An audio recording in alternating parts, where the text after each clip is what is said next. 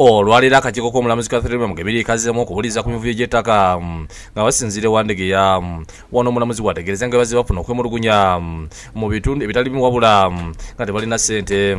Ategeeza nti wadde baze basaba embalirira yaabwe eri abakwatibwa ku baleka bbali nga bamaze emyezi 4 tebalaba ku nnuso.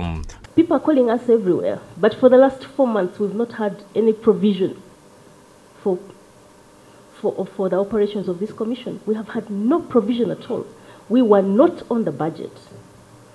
I think we hope to be on the budget maybe this week or end of this week or maybe next week. And you know, we have all these calls, all these urgent calls from people. They want us everywhere. But we don't, we have zero operational funds. Bamugemiri yategeeza tulibula lisente abamu ku bakozi bawalizidde okusula emirimu. And we wanted to keep quiet about this, but when we see that there's a lot of cry about why the commission hasn't come, why isn't the commission in Mubende, why aren't we in Katabi, why aren't we everywhere? I think it's important to know we are resource constrained.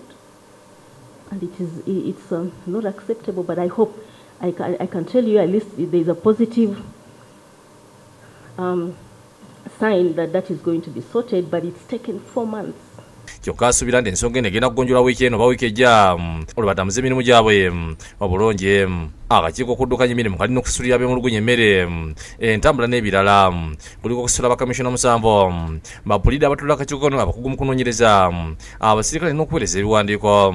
Investigations tezisobola kugenda mu maaso, temulina ngeri gye muleeta abajulizi commission oba okubazaayo okuba n'emmere gye balya n'ebintu ng'ebyo. So of course kiba kizibu nga tolina ssente. Guno sigo omulundi ogusoose akakiiko obutaba na ssente ng'omwaka ogwedde mu mwezi ogw'omusanvu kawaliza okuyimiriza empeereza yaako okumala wiiki eziwera olw'okuba mu masente. Ebyo ebijjidde nga akakiiko katuuse ku kyalo kirangira ku Lwokutaano okuliza okumulugunya kw'abatuuze abakunukiza 300 abasengula omugaga Dick Banoba nga boononera amayumba n'emmere yaabwe.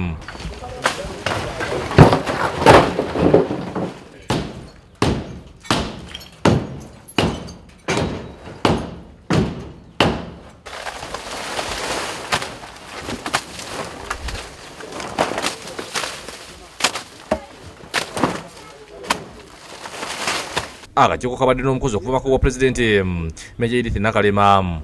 Bano babulira akakiiko engeri gye balisibwamu akakanja era omulamuzi Bamugemiri n'alabula Banoba okulekerawo okuyiganya abatuuze.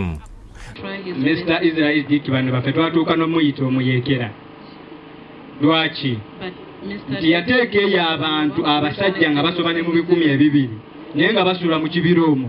Olamula abantu mu mazima ogwenkanya n'emirembe. Mbadde nsaba omusajja Banoba oba poliisi yagamba security ye Uganda yonna yagirina mu 5. Abantu bano boolaba balina ebiso, balina embazzi, abamu balina n'obusale mu maka gaabwe. Tekuli yakola butemu ku bantu ba Ddiika. I'm sorry for what you've been through.